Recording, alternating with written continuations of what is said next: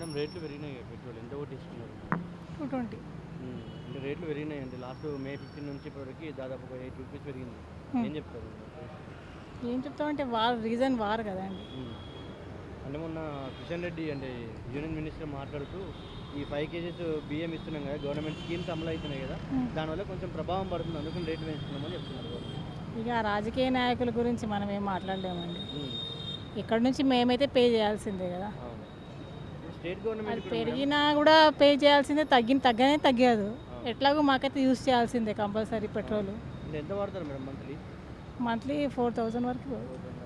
అంటే ఇప్పుడు మీరు కొట్టించుకునే 1 లీటర్లో స్టేట్ గవర్నమెంట్ కూడా వ్యాట్ రూపంలో 35 రూపీస్ తీసుకుంటుంది పర్ లీటర్ మీద. స్టేట్ గవర్నమెంట్కి ఏం చెప్తారు? స్టేట్ గవర్నమెంట్కి ఏం చెప్తామంటే పబ్లిక్ మీద భారం పడకుండా చూసుకోవాలి. ఏదైనా ఉంటే వాళ్ళు రాజకీయంగా ఇష్యూ చేయకూడదు. ఫ్యూచర్లో కూడా పెరిగే అవకాశం ఉందంటున్నారు.